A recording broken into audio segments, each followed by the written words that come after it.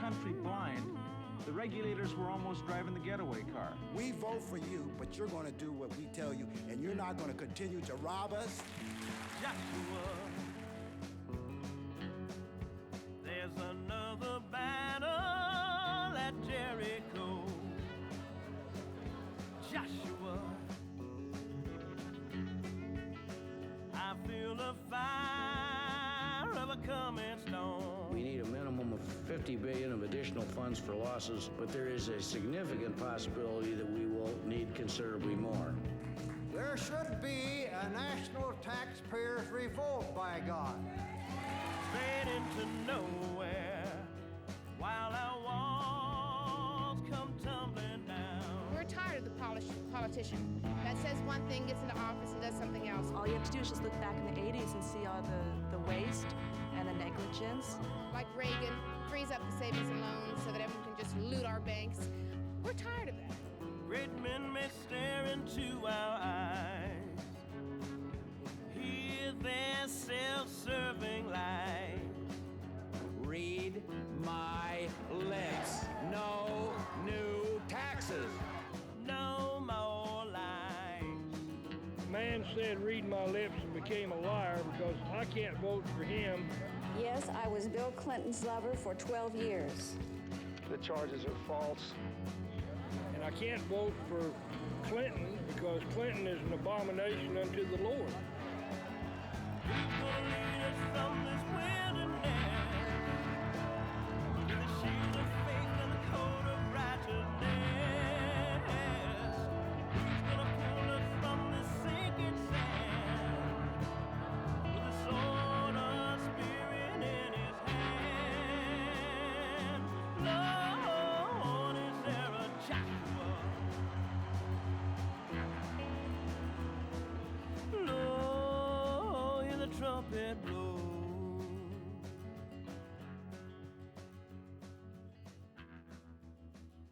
Now let's go down to grassroots America where the people are hurting. And everybody's saying, why are we in this mess? First thing I'd like you to do, all of you, is look in the mirror. We're the owners of this country.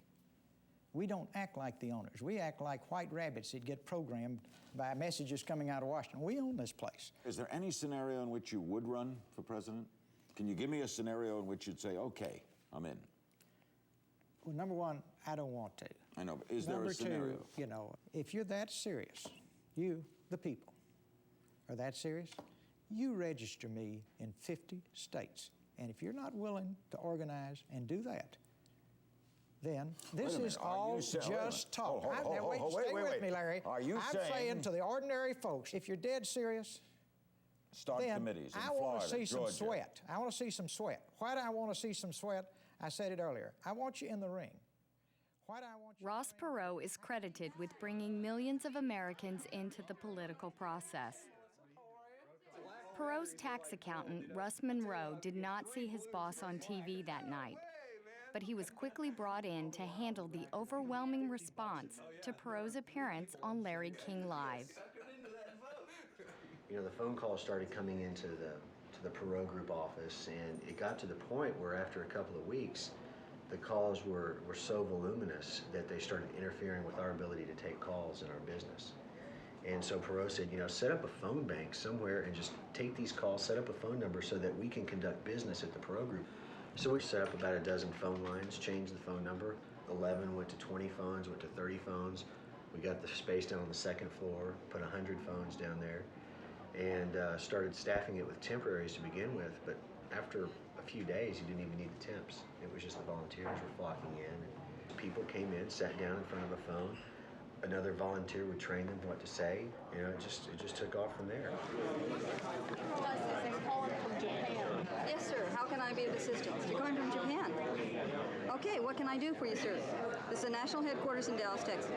I just think he's the greatest thing that ever came along this country. I think it'll be a landslide like the country has never seen before. And those politicians up there in Washington, they don't know what to do with him. They don't really know he's in town yet. Into Washington he walked, where he was heard to say, "Now all you incumbents, get out of my way." And he turned to America and he said, "Let's you and I move ahead." The people gave a shout of glee. They said, now we have a man of integrity. You like that? Okay. Just for you, my dear. You're my first call of the night today. All right. Thank you very much for calling. Spring now. Once we got the database up and running and the phone system up and running, we said, well, this is all being taken care of now by volunteers. Let's get out there in the States. And it was at that point that I started calling some of my friends and whatnot. Did you hire all of these guys? Yeah. Yeah, I just hired all my friends. It was the easiest thing to do. Screw your friends, right? Yeah, I mean, I had to get a bunch of people together because we work with volunteers to get them on the ballot in all 13 states, and I thought I can't do it myself, obviously. So I think Bro was probably the first person that I called. One thing that I really appreciate about Ross Perot was his interest in bringing very green talent in from off the street and just throwing them to the wolves, if you will, and asking them to go make sense out of this chaos out there. It was totally new. I'd never written a press release or given an interview at all, so it was on-the-job training. But we all sort of fell into our various roles, either training volunteers or working with the media or working with the field. In '92, there was such a sense that we were just barely ahead of a tidal wave.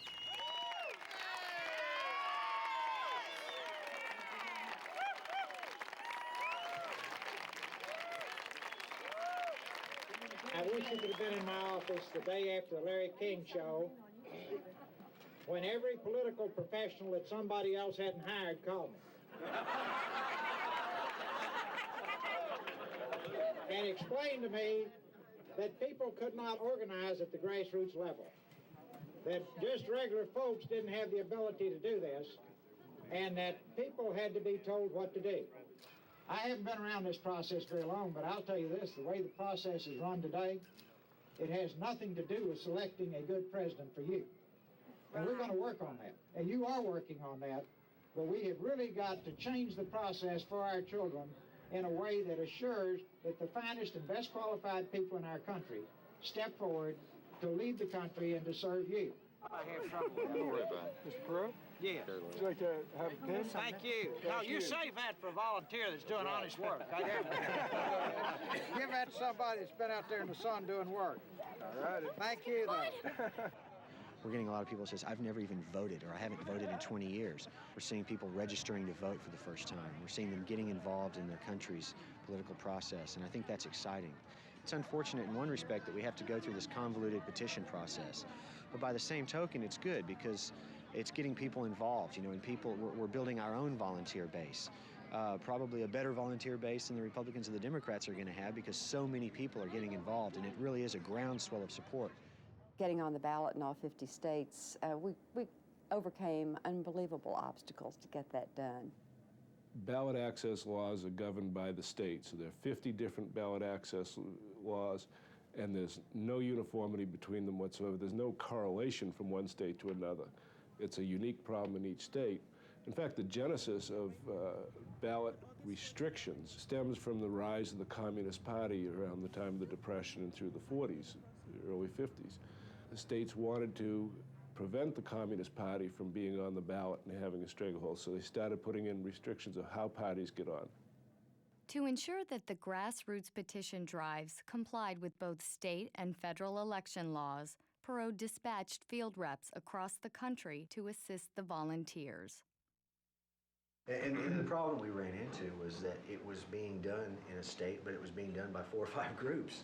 We did the best we could do, but when you've got thousands of phone calls coming in and everybody wanting to be in charge, you just kind of have to wing it. At that point, to me, it was overwhelming because I work for an equipment financing company. I mean, I've been in this position for 3 days. I get off the plane with my boss, Russ, who says, we'll just go up here, we'll talk to the Secretary of State. And I'm going, Russ, it's the Secretary of State. You just get off the plane and talk to these people. And of course, he's a wily veteran now. He's been there 4 weeks doing this stuff. But he's used to it. And we get off the plane, and there's 30 people with Ross Perot banners waiting for us that swoosh us off in this van. And we get in trouble for it because we didn't happen to go with the right group. We just had people that picked us up, and they were upset. We're not there for a day, and we're already unpolitically correct with one group, and then there's already a faction involved. So it was just, I mean, the immediacy of the situation was just, to me, overwhelming, because you couldn't provide the right answer. I mean, it came up and just swallowed us. There was no way that we could even try to contain the enthusiasm or try to even direct it. It was like we've always said, herding butterflies, you know. Thanks, everyone. Sorry, I have to go. Could I just have your name on that, please? I'll take it. I'm getting everything to him. There were highly publicized stories and examples of kind of kooks and nuts and strange people that were associated with Perot movements at the state level. Vote Perot! But by and large, the people that were attracted to the Perot movement were intelligent, well-motivated, and very, very serious about it. And to a large extent, up until that point, uninvolved in politics. Within 2 months, volunteers had overcome numerous obstacles to qualify Perot on the ballot in 6 states, including his home state of Texas. At the Capitol in Austin, volunteers submitted 90 boxes of signatures at a public rally. Here's why they said you couldn't do it. The May the 11th deadline was too short. The Texas petition signing process was designed to keep independents out and would fail. The fact that you could only solicit people who had not voted in the primary made it a maze too difficult to get through. And finally, they said 53,000 signatures? Just regular folks can't do that.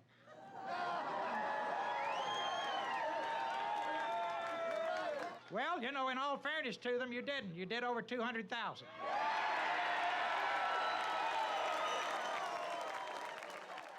As the groundswell of support for Perot grew, so did the attention of the national press.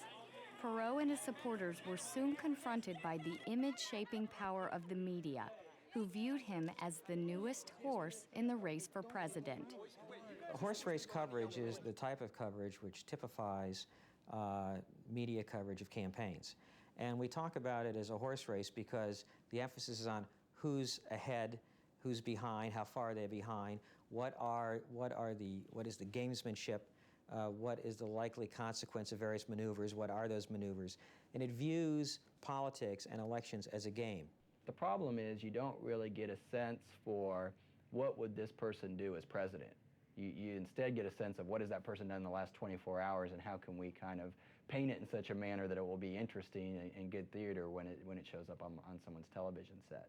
The news isn't going to report their policy stances every day because they're the same, and you don't get on the news in the evening and say, and today, once again, candidate X took exactly the same stand on Medicare as he's taken 37 times before. That would be very boring. No one's ever going to do that.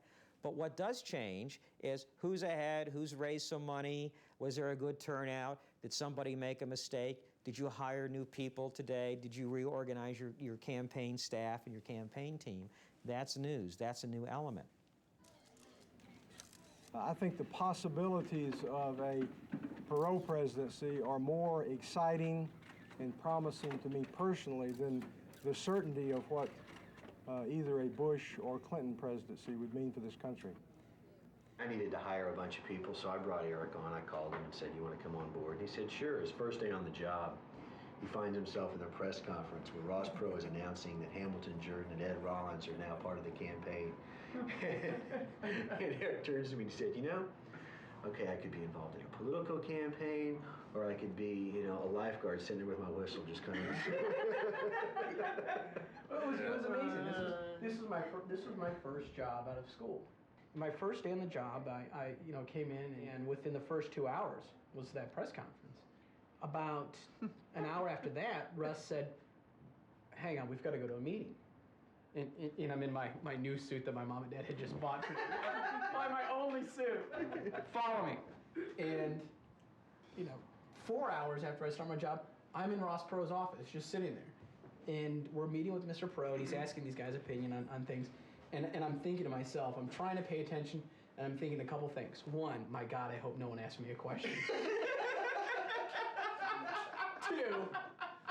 don't touch anything, don't move too quickly, you'll knock something very expensive onto the floor. And I'm looking at things, you know, I mean, you see a statue that says Frederick Remington, you're sitting there thinking, oh, Lord, just stay here. Just stay here. And Perot went around the room and he started to ask everybody who he thought he should choose as a vice presidential nominee. And the question's moving around to me, and I'm thinking, this man does not know who I am enough to skip and just say, well, first day on the job. And I think he asked me, and I don't recall what my answer was. I think I made up something, you know, probably was something along the lines of, oh yeah, what he said is, that's your guy.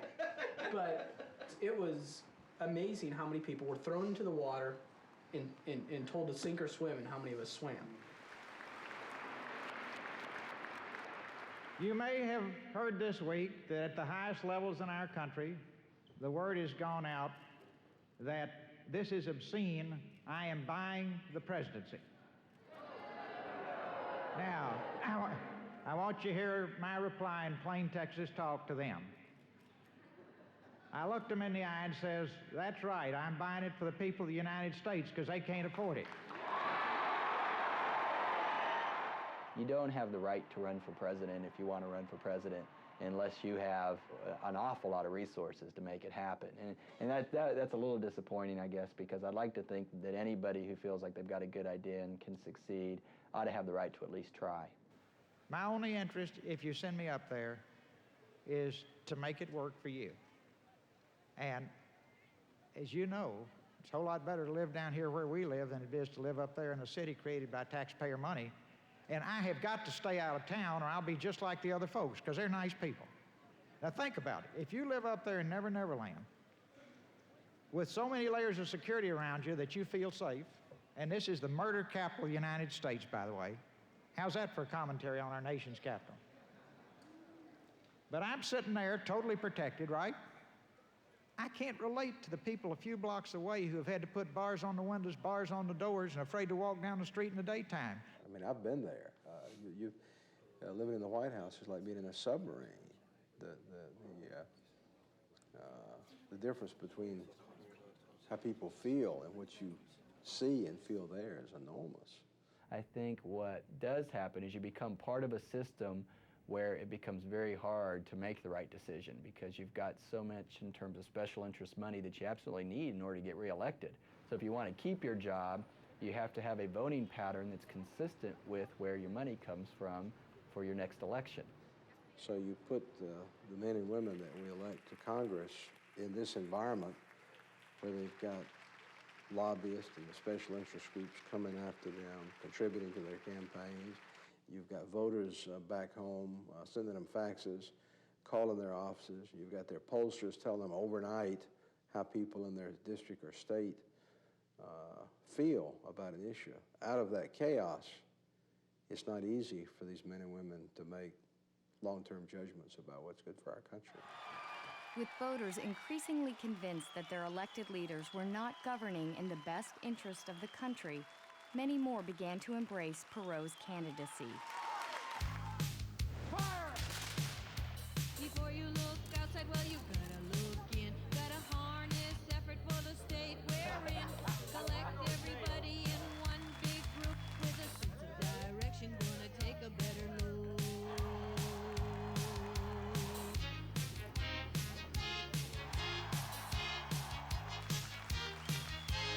Straight talking, we're walking. Oh, here comes Perot. Hold on one Texas minute. Now, hold on. Thank you, Sharon. Now, hold on there. You people don't quit now, do you? Now, is this the way we're going to play the game here? Are you guys going to keep asking these asinine questions till you see some dirty pictures? Is that what you want? Huh? Is that what you require? All right, now. Now, the one thing you cannot be sure of today is whether I am here or this is really Dana Carvey from Saturday Night Live.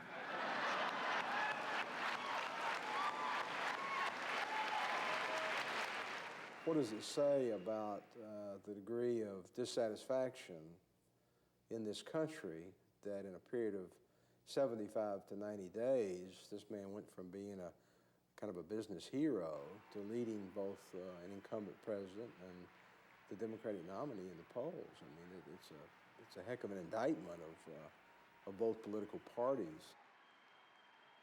Perot wasn't the only member of his campaign enjoying the perks of popularity.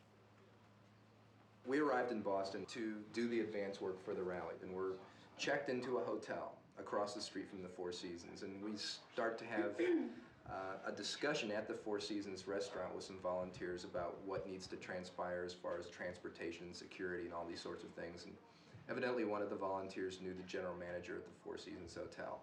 The general manager then materializes by our table, introduces himself, and politely inquires as to where we're staying. And we sit across the street, not very happy with the hotel. And before we know it, he has his head of security walk across the street. He packs all our bags for us, takes all our stuff out of the drawers, and puts us in the Four Seasons Hotel. We're literally staying in rooms that were probably something to the tune of like $500 a night for $100. Yeah. And we're living like kings. I mean, we know the concierge by his first name. It's Rolf. Rolf, we want to go to Italian tonight. The inexperienced team quickly learned, however, that there can be a dangerous downside to the national spotlight. Just before the Boston rally, the well-known billionaire, who had declined a Secret Service detail, became the target of a death threat.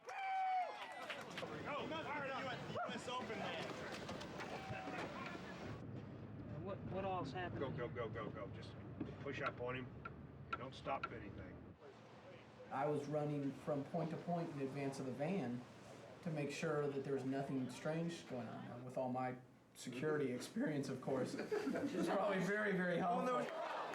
Because of the death threat, Perot could not be a part of the parade in his honor. Instead, he watched from a hiding place invisible to the participants.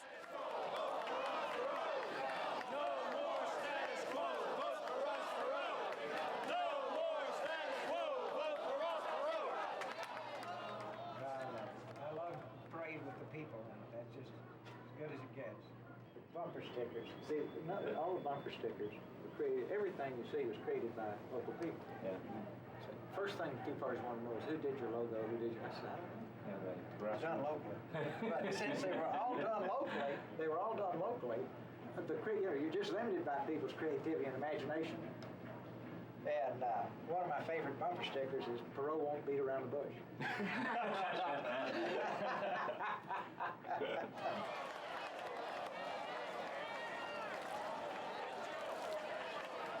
I mean, the parade went on for half an hour, at least. I mean, it was the most amazing thing, it really was.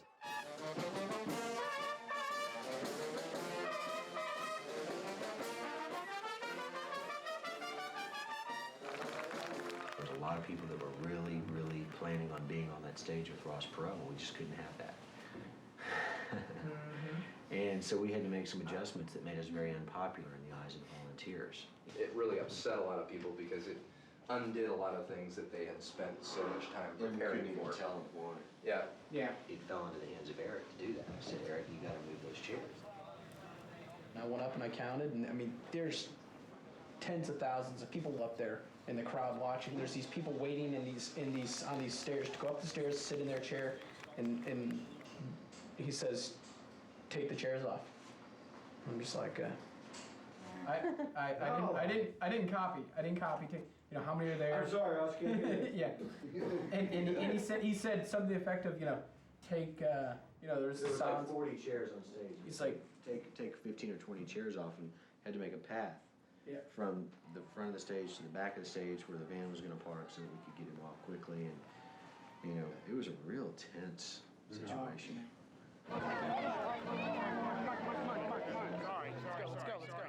Although the death threats against Perot remained anonymous, the attacks on his character came publicly.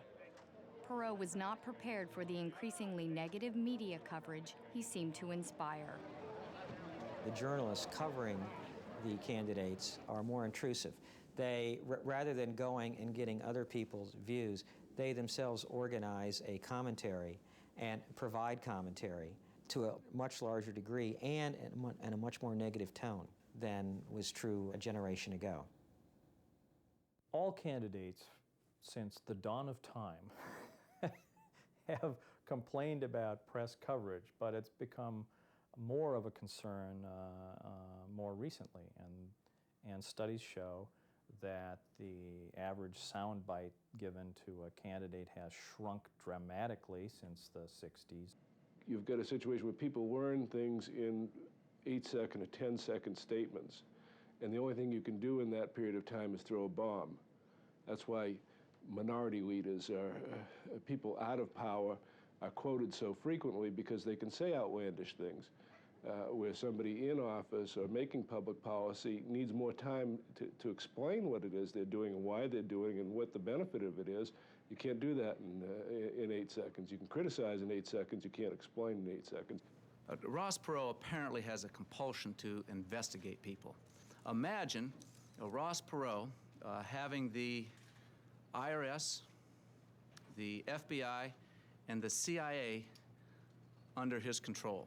We had Marlon Fitzwater calling Mr. Perot a monster, and Marilyn Quayle coming out every morning being negative. So there was a lot of negativity in the press. Did you expect to happen what has now happened? The backbiting, the stories, and we'll get into them, your comments, their comments, Fitzwater, you, Bond, the president, vice president, Quayle, a little bit of Clinton, but not much of Clinton. Wait just a minute. Don't put me in this. I said I do not want to engage in personalities. He didn't understand the process. He kept saying, well, if you're going to play football, you got to get people who understand the game. Well, you know, as it turned out, the football he wanted to play was soccer. The football that's being played is like the National Football League, and the first time he got an elbow to the head, he didn't like the game and he wanted to go home. This was a man who had been recognized with awards and honors throughout his life for what he'd done. And by the time the campaigns came along, everything in his history was twisted into something that he was doing to prepare for a run for the presidency or to gain publicity or whatever. And I think it was very, very frustrating for him. But there was still serious questions about him. Who is this man? What does he believe? And how will he govern? And if he had answered those questions through the summer of '92, he could have been elected president of the country. And he didn't answer those questions. He didn't define himself. He was defined by his political opponents. He invited scrutiny and criticism, and he never told us how he would govern. Ed Rollins tried to convince Perot to launch a national ad campaign to counteract the negative attacks. Perot dismissed both the ad agency and the advice of his campaign manager. All I did was get up every single day and try and win a presidential race for him. I know how to run a presidential campaign, and I've run others before, and I've had success at it, and I don't think any other professional would have done anything any different than we were trying to do. To be president, you've got to have a sense, you've got to have a team, you've got to... Ross just didn't fit into that mold. One of the complaints from the field, one of my complaints, was that we weren't continually kept apprised of the situation. And when we called that meeting with Ed Rollins, he was the same way. He wasn't communicated with, or he wasn't, you know, kept apprised of the situation with Perot. And we would go into states, and they would say, did you see Ross last night on Larry King, or did you see Ross last night on whatever? And I would have to act stupid and say, oh yeah, we saw, oh yeah. Perot's frustration with the political process was echoed by his volunteers, who did not like the campaign professionals now trying to influence their man and their movement. We don't like his advisors or anybody like that, and we don't care which advisors come and get on his bandwagon. They can all come. Ross, just get away from the politicians, go back to the grassroots, and we'll elect you. We don't want any politicians in it. Get rid of them. 45 days ago, I agreed to manage Mr. Perot's campaign for the presidency. I believe the movement for political change that was sweeping America was a positive force and that it might culminate in Mr. Perot's election. Over the period of that time I have been managing this campaign, Mr. Perot and I have differed over overall strategy and tactics. Changing the grassroots movement into a full presidential campaign has caused some differences of opinion, and I have decided that it's in the best interest of the campaign and the movement that I resign effective today. I was doing an on-camera interview when someone came and interrupted the interview to say that Mr. Perot wanted us to go to his home that evening. It was late at night. I think it was around 10:30 or so. So I knew it was something important. He said, you know, folks, I'm going to, drop out of the race tomorrow. At the time, it really didn't sink in. We thought it was almost a relief, because it really was, his popularity had kind of surged, and it was kind of starting to tail off, and the press had really started to focus in on him and give him a hard time. It was getting very ugly at that point. Well, what did you guys say to him in that night before? I mean, would somebody say, "Hey, ass"? No. This is not a good idea. It was supportive. It was very supportive. I thought at the time, is he doing the right thing? And I thought at the time he was. I thought for about 12 or 18 hours that he was doing the right thing. Based on what?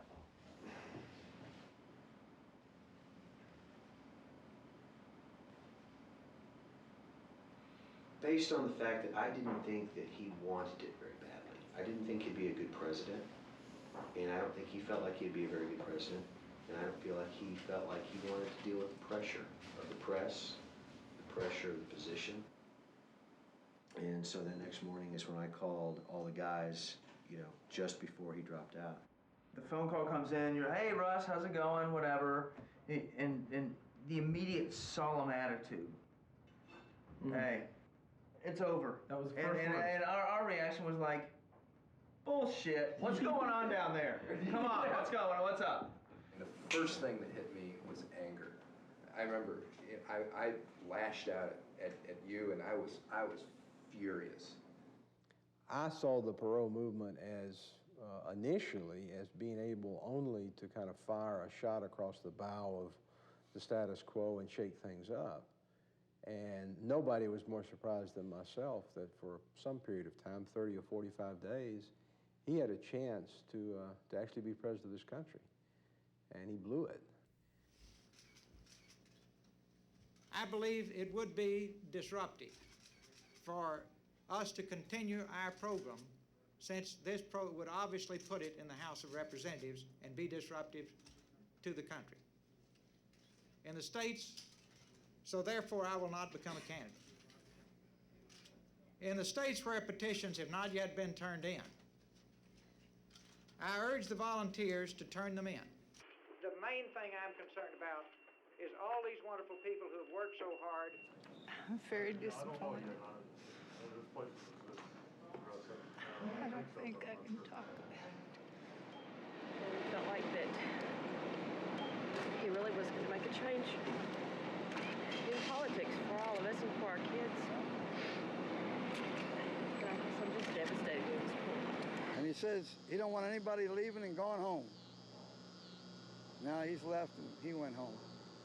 And we're all pretty sad and pretty mad. He handled it poorly, in my opinion. It was just kind of callous attitude about the whole thing. He didn't seem to really regret it very much. I was sitting in the car with him, and I said, "Ross, you've just done the wrong thing. You've done it all wrong. You've made promises to these people. You've promised them millions of dollars. You've given them hope where hope doesn't exist. You didn't. It wasn't a clean break. It wasn't no break at all. You just left these people confused, and and quite frankly, I'm confused. And he just put his hand on my knee and he said, and he had this look in his eye like a boy, and he just said, "Russ, I'm just trying to do the right thing." That was the day that they were kicking off the petition efforts in New York. And people on the streets were angry, just angry. We had angry faxes that came in.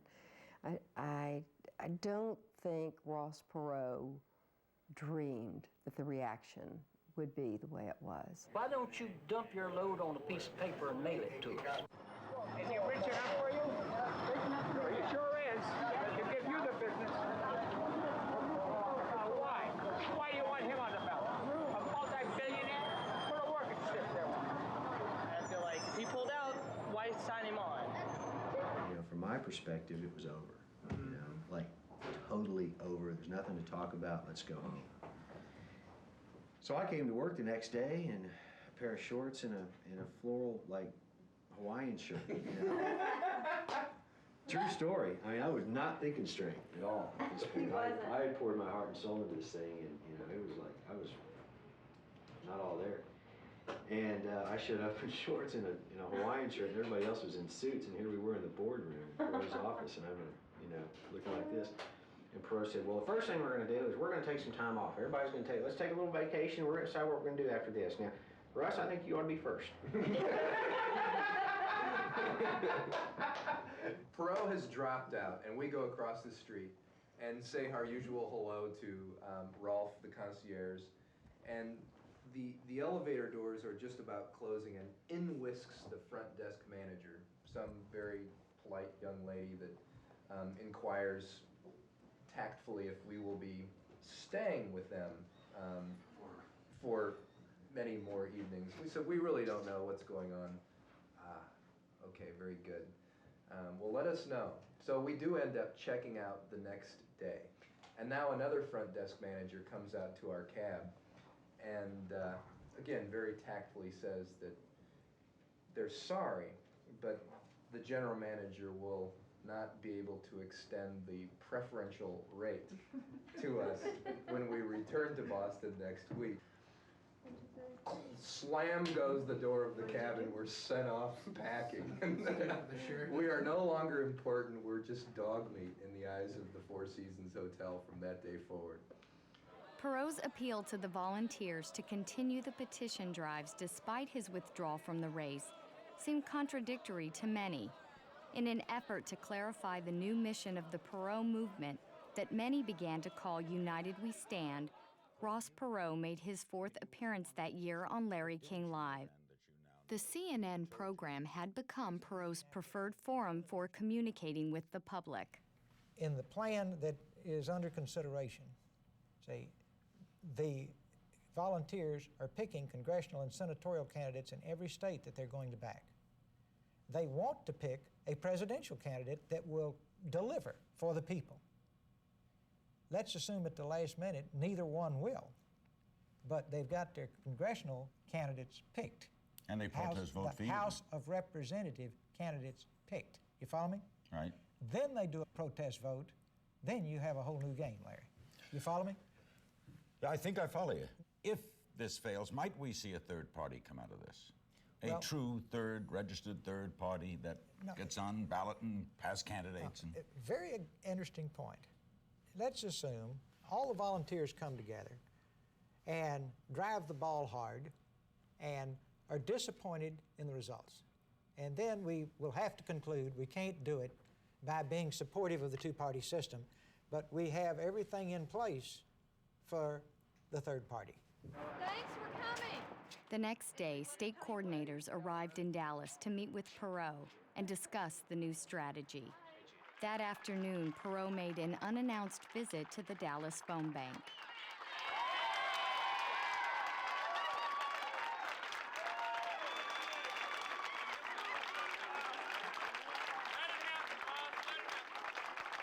Did most of you see the Larry King show last night? Yeah. And basically, what we have done is changed our focus from just trying to get a person elected to focusing on being able to have a tremendous impact on the House, the Senate, and then kill the gridlock. And we have I think I'm safe in saying every single state that was represented in the room this afternoon agrees that this is the direction we should go.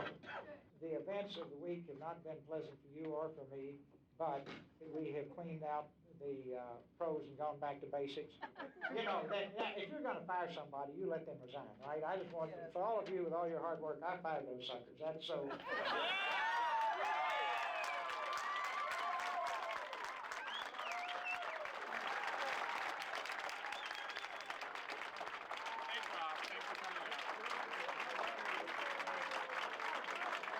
I felt what he did today to come up here and take the time to talk to us was a very necessary thing for all of our emotions. Well, my initial reaction Thursday was it's all over. He stopped it. people are going to just drop like flies. I'm up here today, and the response we're getting on the telephones is just incredible. More people want to volunteer now. More people want to become involved. Yeah, I never dreamed that would happen. I thought it was dead in the water. All day Thursday, all day yesterday, I didn't have lunch, I didn't have dinner. The phones never stopped. You couldn't put it down, because the moment you put it down, I couldn't go away because I felt guilty to leave another call unanswered. And the vast majority said, well, we understand, we wish we could have him. Do you think it could turn around at the end, even though he says he's not running? Now he's got us back in full force, more vehemently than before, and we're going after everybody now, not just president. The country needs a leader who'll do what is right. All has simply gone right out of sight. Ross Perot will carry the fight. Something's gotta give, Bush has gotta go, the people want Perot. So fight, fight, fight, we're fighting with all of our might. Our man Ross is neither a left nor a right. He can lead us out of line. Something's gotta give, Bush has gotta go, the people want Perot. Everything is go, we love you, don't you know? Elect Ross Perot!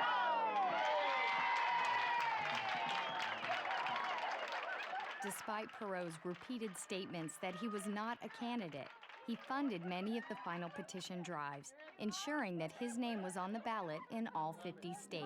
Rumor has it that Virginia will confirm him on the ballot today. Also that South Dakota is going to turn in today. And that New York already has enough signatures. Oh, New York! New York, baby! How many is that officially signed up? New York was a big iffy. In the end, Perot spent almost $65 million on the independent campaign. 10 weeks after withdrawing from the race, Perot's name was placed on the last state ballot. Pressure mounted for him to fulfill his original promise and run for president. Good afternoon. The volunteers in all 50 states have asked me to run as a candidate for President of the United States.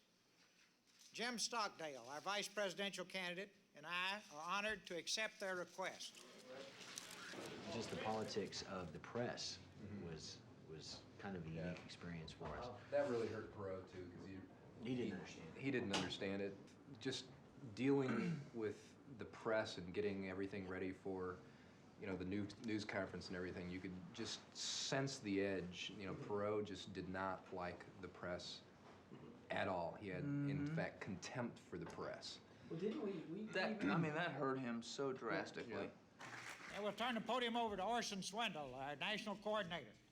Mr. Perot?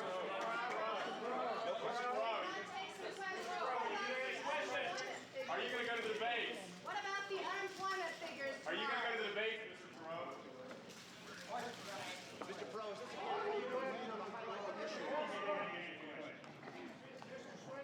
Swindle, where's the campaign that we will see then where Mr. Perot simply does not answer questions and is not available to the press? You're not going to escape getting away from questions. You ought to go out there. Murphy, see if they're going to settle down.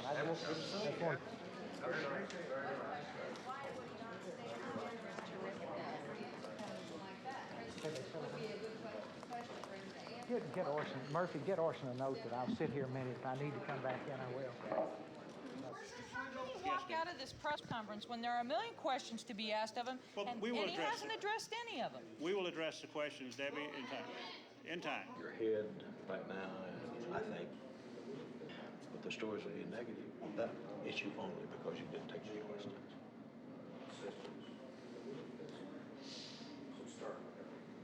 Hell, I don't mind taking your stupid questions for a few minutes. I understand it.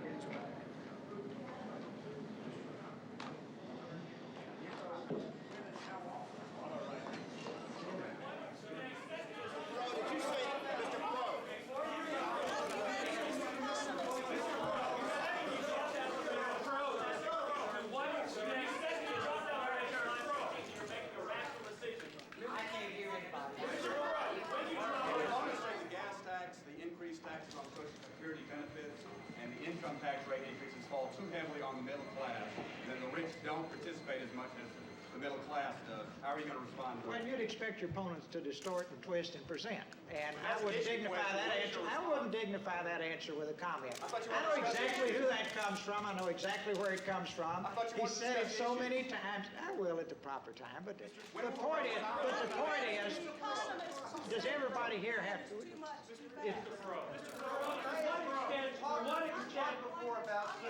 Folks, I'm here today to announce, I'm here today to have a positive, good time. I mean, everything here is the usual hostile, negative, yelling, screaming. Listen, good luck to you. And good luck to you, and thanks for being so pleasant and positive at my, when I opened up.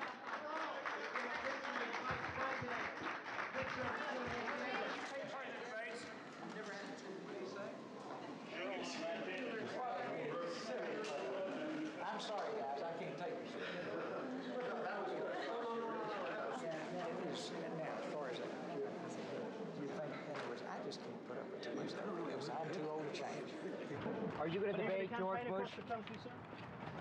Mr. Perot, are you too thin-skinned to run for president? I have a difficulty in understanding myself what the role of the media is anymore in a political campaign. There have to be ways of expressing and explaining and exploring who a candidate is, what their philosophies are.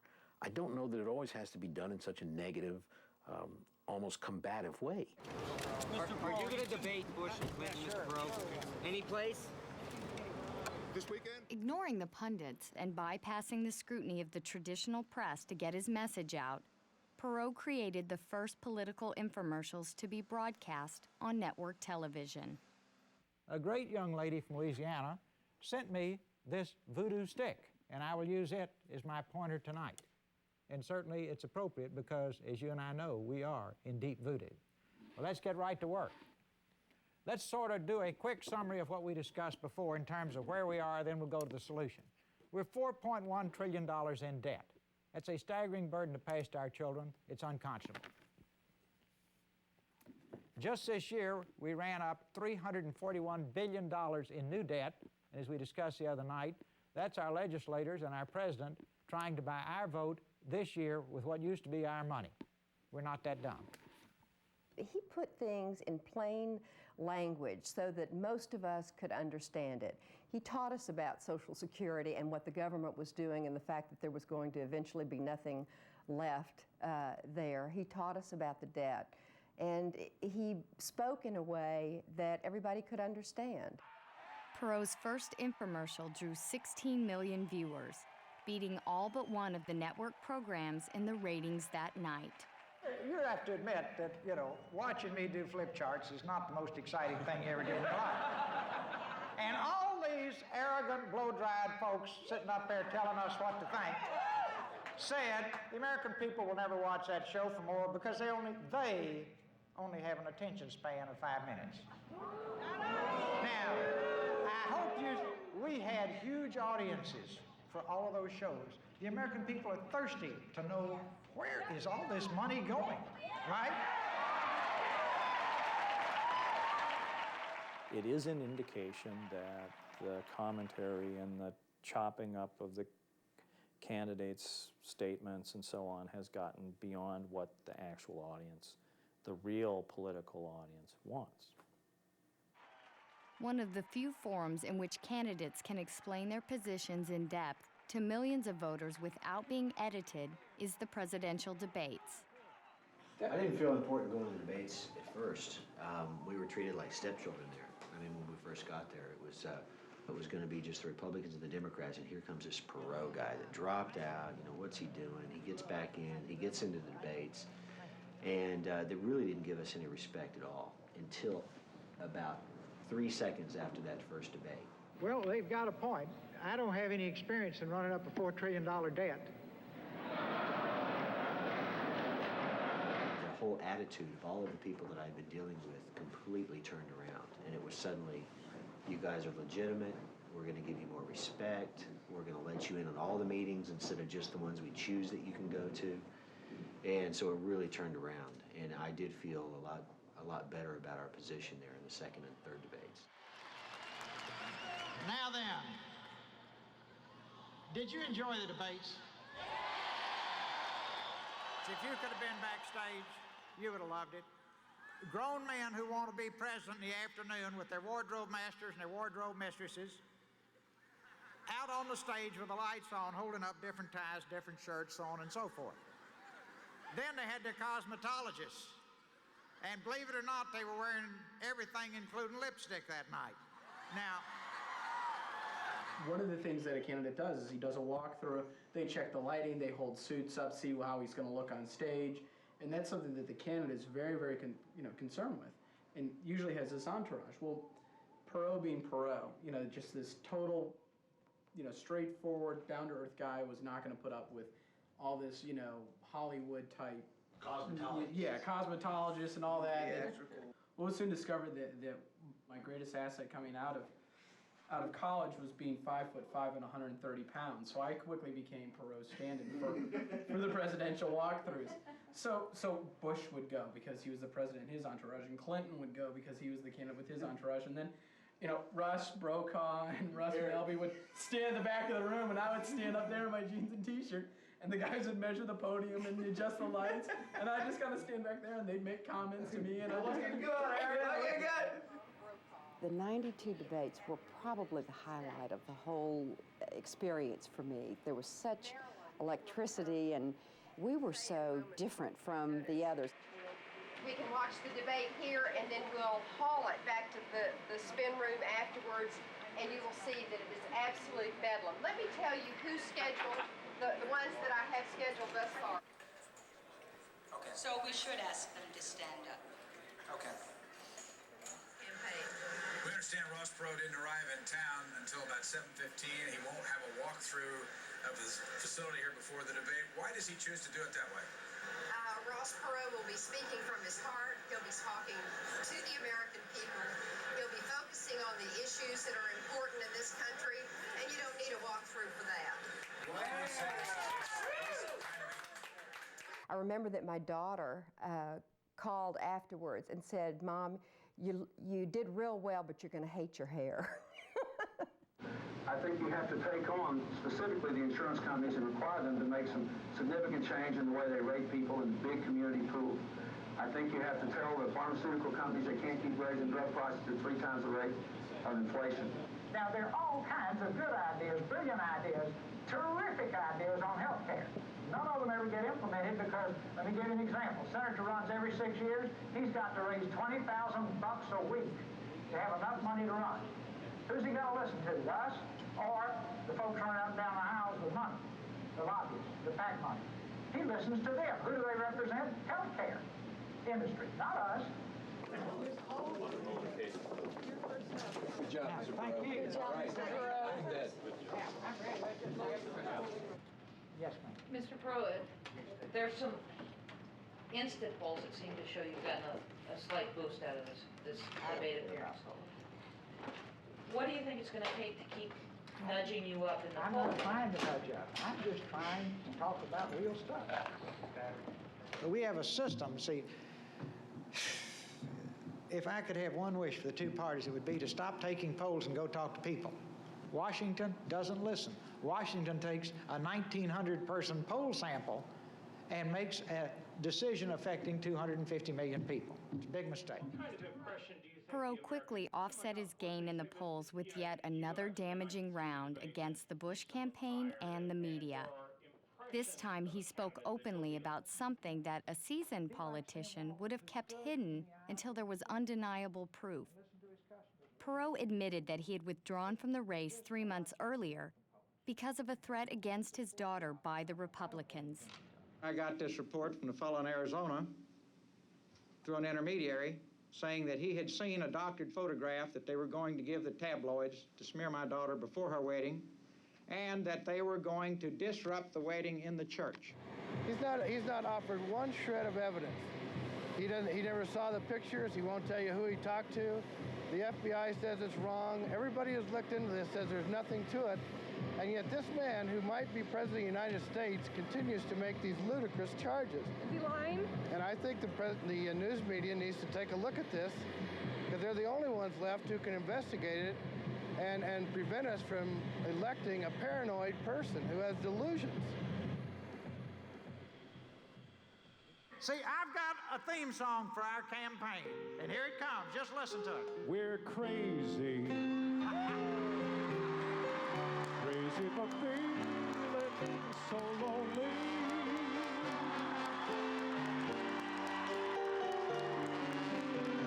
We're crazy.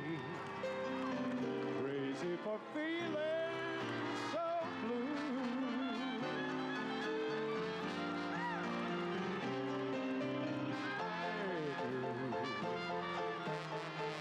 You'd love me as long as you wanted. In another attempt to erode Perot's support, the Republicans and Democrats launched one of the shrewdest political strategies ever used to win an election: the wasted vote.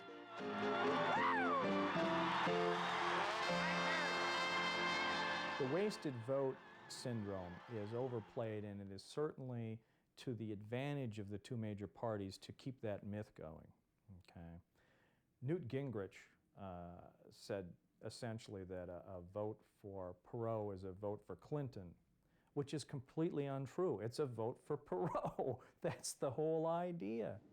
Everybody wants to vote for a winner and not have a wasted vote. And that was a very, very clear strategy on their part in '92, and a strategy, I think, that had a tremendous impact. Actually, when it comes to a presidential election, nobody's vote counts for anything. I mean, you're one of 95 million. You know, you're not going to be the one to tip the scales. So you had best use that vote to express your actual political beliefs, and if that means a third-party candidate, that's the person to vote for. Ignore George Bush and Bill Clinton when they say you'll waste your vote.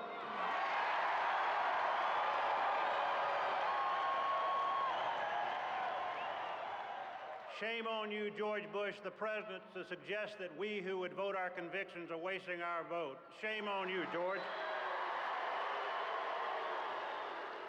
Listen to your hearts and minds and vote your conscience. Vote your conscience and tell your friends, your families, your neighbors, all to get out there and vote your conscience.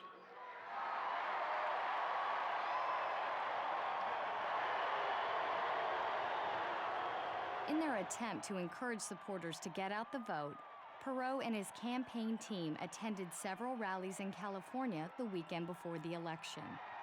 Here he is.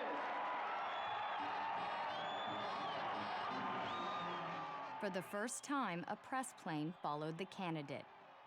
It was really a big deal to even get a press plane, and I think I was finally able to sell the idea because our schedules were so tight, there was no way that they could get there.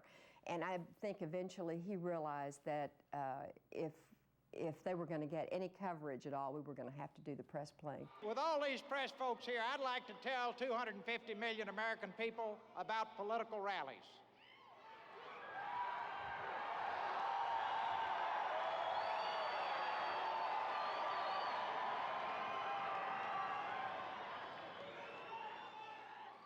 The Democrats and Republicans pay people all over the country to come to their rallies.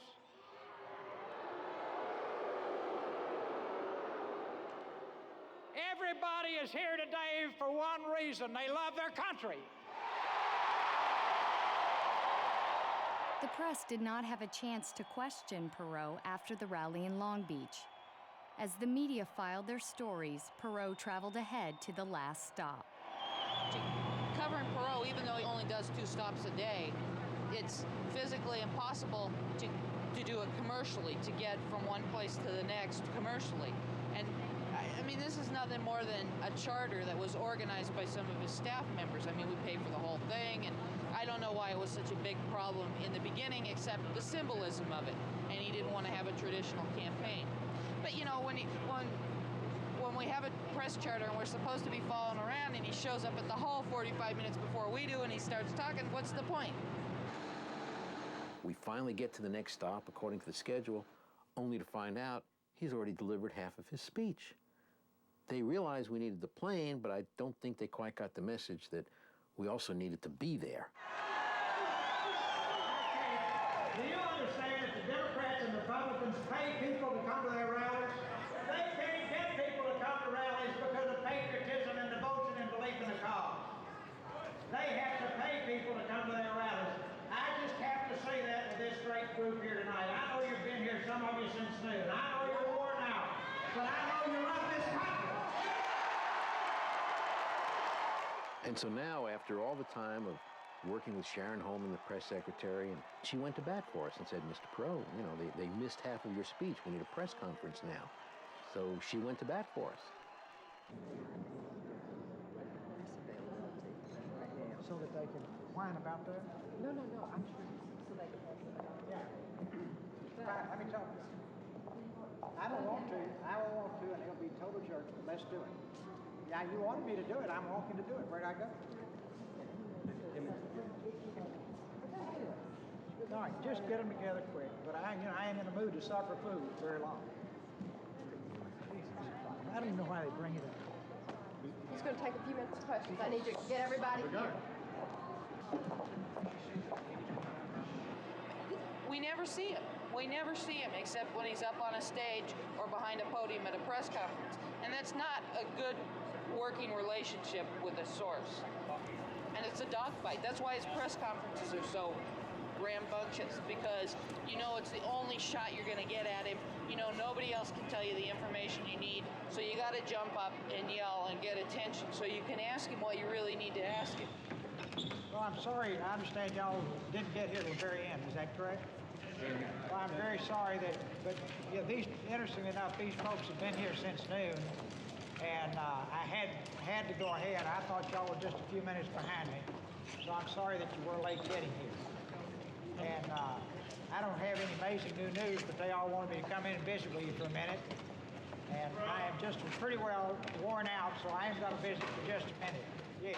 And of course, that press conference was pretty important because on 2 occasions that day, Mr. Perot had started alluding to the fact that the other candidates, the other parties, were paying people to be present at these rallies.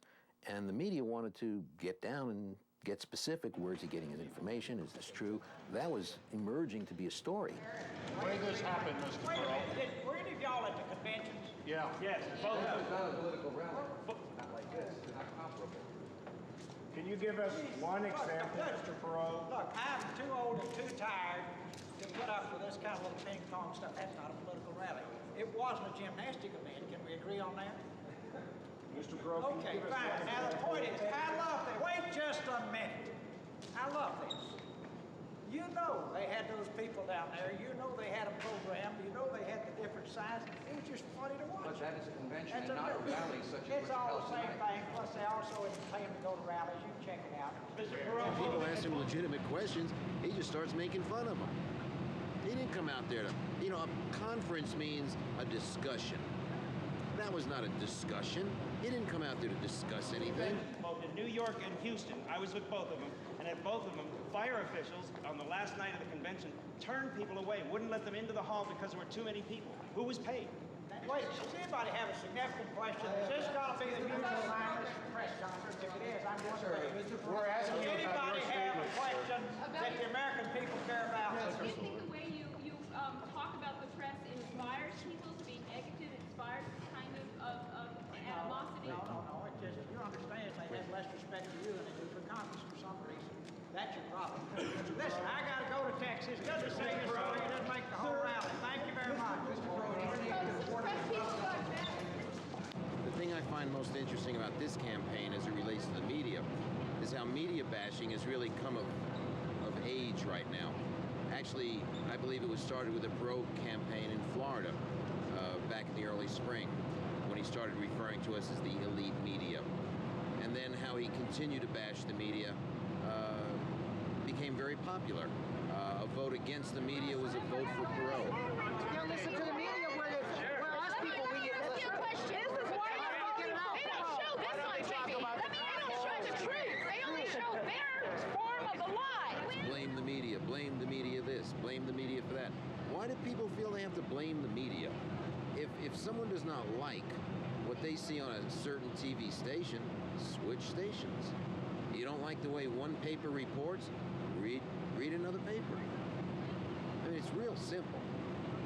The Constitution guarantees a free press. It doesn't say anything about a fair press.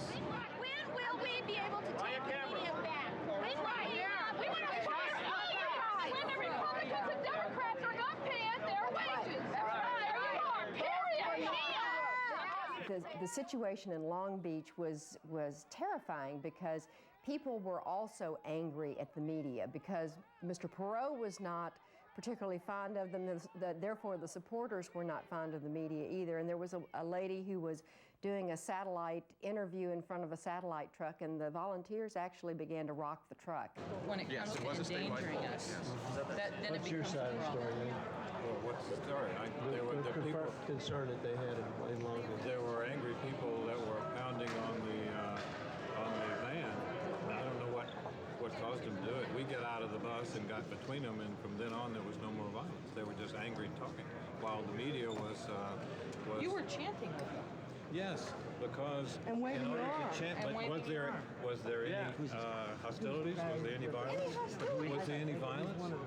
No. About that The reason there was no violence is because I'm a psychologist and they didn't do any violence. Oh, you got to get around here. Oh, so this was just group therapy? Give me a break. I'm sorry, there was no violence. That was the most important. What difference does it make if they scream? That's right, but they were not. After I got there, they were not. Lee. We don't have to cover him. You're right. You don't have to cover him, but you are. Why? Because it's news. Right. Because we do our job, which you're saying we don't. And we're doing our job. Say you didn't do your job. What I'm saying is you're not thorough with your job. You're certainly not thorough with your job. I just don't think that's fair. Let's not argue. Well, we certainly don't think what you're doing by reporting just part of the story is being fair. There is more than just what is being reported today going on in this country. The final campaign report was to be written by the voters. In 1992 exit polls, voters revealed that if they had not worried about wasting their vote and instead had voted their conscience, 27% would have cast their ballots for George Bush, 31% for Bill Clinton, and 40% for Ross Perot. Instead, the independent candidate came in third with 19% of the vote. Hey, how you doing? The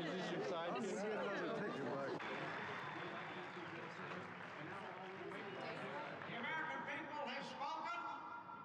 They have chosen Governor Clinton. Congratulations. Wait a minute. No. Wait a minute. Wait a minute. The only way we're going to make it work if all team up together. So let's give Governor Clinton a big round of applause. He's won. Thank you. Certainly a very strange end to a strange political year. These people have... 96, Ross!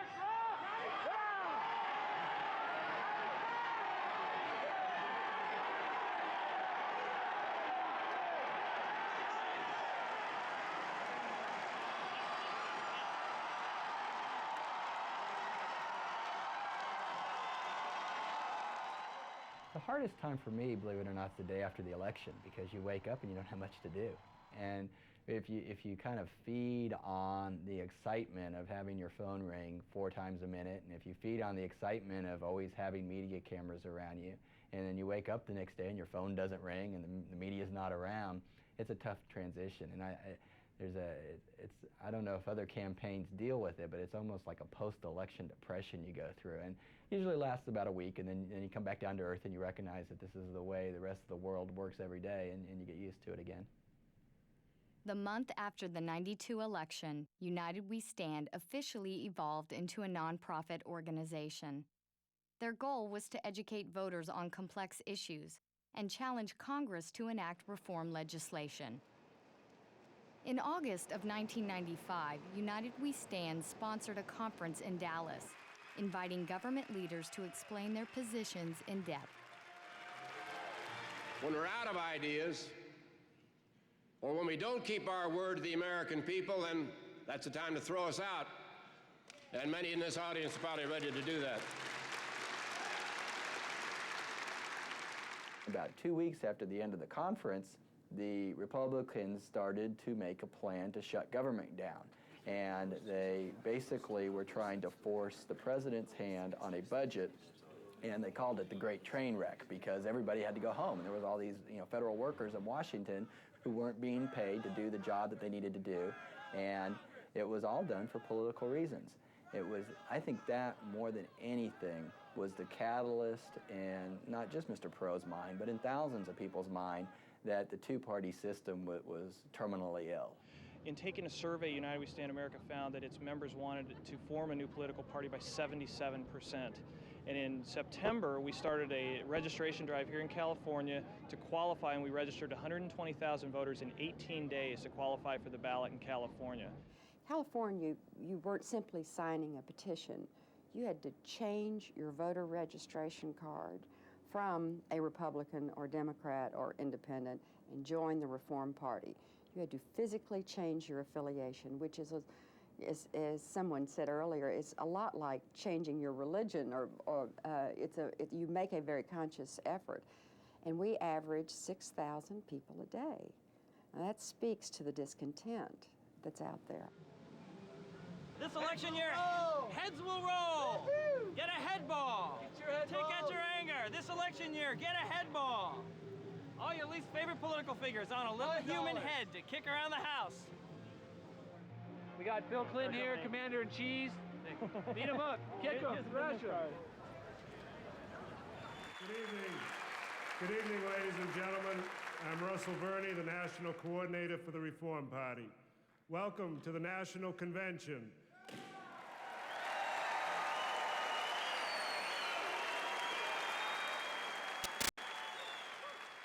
We have the opportunity in the creation of the Reform Party to change American politics as we know it, to move on to a new form of nominating candidates where each and every one of you has a voice and your vote is heard. Former Democratic Governor of Colorado, Richard Lamb, challenged Ross Perot for the party's nomination. There's a unity among these people about that American politics needs an outside force to give it a kick. Members of the party were given a week to cast their ballots. The results were tabulated by an outside accounting firm. The results of the selection of the nominee for the Reform Parties: Richard Lamb, 17,121 votes, or 34.8%. Ross Perot, 32,145 votes, 65.2%. The nominee for the Reform Party is Ross Perot.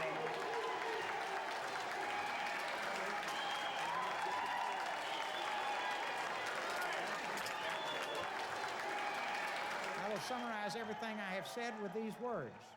The budget should be balanced, the treasury should be refilled, the public debt should be reduced, and the arrogance of public officials should be controlled. Do you agree with that? Thank you. As you know, those are not my words. Cicero spoke those words 2,000 years ago. Human nature never changes. We always wait, keep the status quo until after a disaster occurs. We can't do that. We've got to have the will to move now, and I know you do, and we've got to get this message across the nation. In order to get that message out, the Reform Party approached the Commission on Presidential Debates. The Bipartisan Commission is a private organization which sets up and sponsors and pays for the presidential debates. There's no independents, no Reform Party, no general citizenry on that commission, just Republicans and Democrats. And they get to decide who's in the debates. They surveyed people like myself and asked whether or not we thought that Ross Perot could win the election and whether or not we thought he could win any electoral votes. My answer to both those questions was no. The criterion that the likelihood of winning the next election is very low is just a massively supportive criterion for the major two parties, because you know over the last 100 years they've won all the elections. When we looked at the data, and all the evidence that I could find indicated he couldn't win any electoral votes, and indeed in 2 elections he's not won a single electoral vote. They said Ross Perot didn't win any electoral votes in 1992. Neither did Bob Dole. Didn't win a one, but he's in the debates. What they wanted was an issue-free, safe zone where they could have a joint press appearance. So if you're excluded because you can't win this election, then it makes it much more difficult to win the next one or the next one. It's a way that the long-term possibilities for third parties is reduced. In 1992, the candidates for president used the strategy against Ross Perot of, we agree with Ross, but don't vote for him because it's a wasted vote, he can't win. And it was a successful strategy. In 1996, they took that wasted vote strategy to a higher level and said the commission declares Ross Perot has no realistic chance of winning. The commission unanimously agreed with the unanimous recommendation of our independent advisory committee that only President Clinton and Senator Dole and their running mates be invited to participate. Our decision and that of our advisory committee was made on the basis that only President Clinton and Senator Dole have a realistic chance, as set forth in our criteria, to be elected the next President of the United States. The damage to Perot during this whole time is that from the middle of September to the middle of October, you have him locked out of the national news. You have every evening news report, a morning newspaper, a report about the two candidates who are going to be in the debates. I don't know why we're sending troops to Bosnia and Haiti to ensure free elections if we've got this kind of infinite wisdom within the Republican and Democratic Party. Why don't we just send this debate commission over there to decide the elections for them? The Reform Party was not the only third party whose candidate was excluded from the debates. Joining the Reform Party in a lawsuit against the Commission and the FEC was the Natural Law Party. The FEC, according to law, has 120 days to respond to an official complaint, such as our desire to be participating in these debates. The judge felt that his hands were tied and had no legal basis to expedite that process. It is certainly within the province of the FEC, though, to review this complaint in an expedited way. It is also certainly within the power of the Republican and Democratic nominees to open up the debates and invite participation by those candidates who have met the objective requirements put forth by the CPD, eliminating the illegal and subjective ones. The FEC did not rule on the case until after the election, effectively barring the third-party candidates from the debates. It was a welcome victory for the proponents of a two-party system. A two-party system guarantees that someone will come in first with a majority. Not only first, but have a majority. And there's a certain legitimacy to having a majority. If you have 4 parties, 5 parties, 6 parties, because there's nothing sacred about 3 parties. Once you have more than 2 parties, you could have any number of parties. Then you could be winning the presidency with 26% of the vote, of the votes cast. Yet majority rule does not happen when voters stay home. In 1996, Bill Clinton was re-elected president by fewer than 25% of Americans eligible to vote. It was the worst voter turnout in 72 years, with more non-voters than voters. I think that a lot of Americans now, even a majority, don't want to vote that are eligible. They don't want to participate in the national dialogue. They could care less about politics. They're involved in their own lives so deeply. And I think that a democracy that hates democracy and hates the political process is not going to survive as a great nation. Did you hear they said they called the election? Yeah, what's some of the results? You'll listen to it. Hawaii's still voting. Hawaii's still voting. Yes, they are. It's what, 4 or 5? Ross Perot said just a couple of minutes ago, keeping the heat. Roll call, Mike Morris calling. Mr. Morris. From the Perot 96 party. Checking in with the Perot 92 party.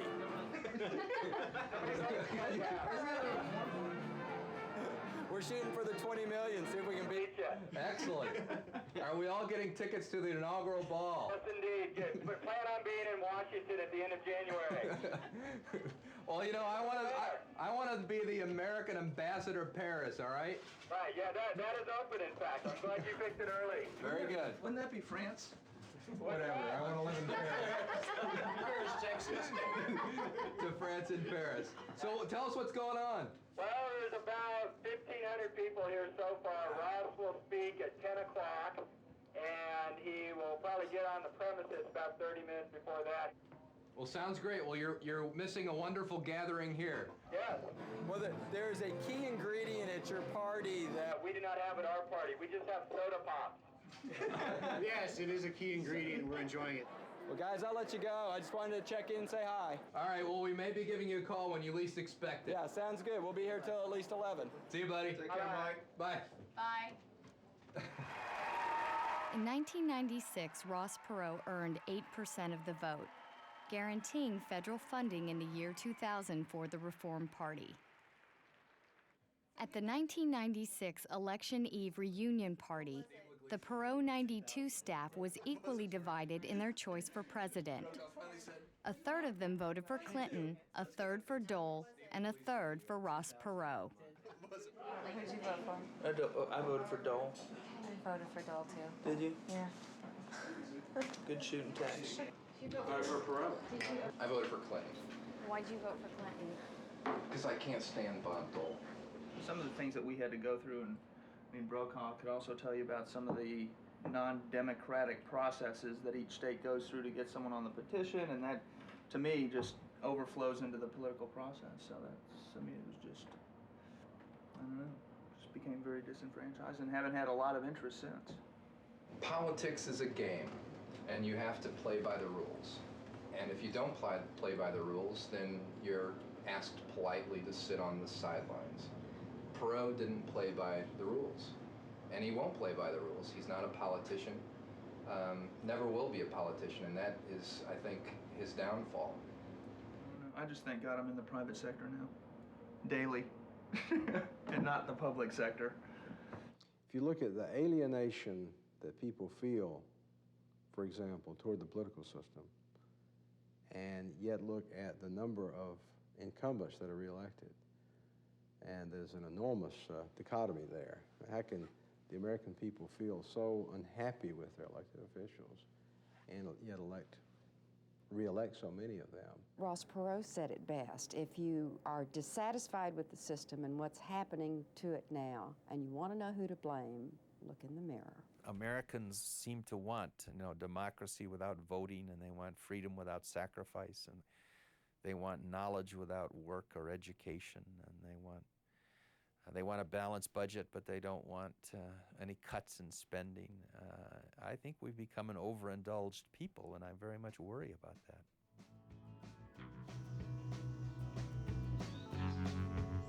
Is there a Joshua?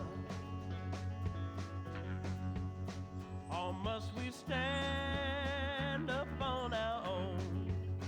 It's time to wake up in this brave and mighty land.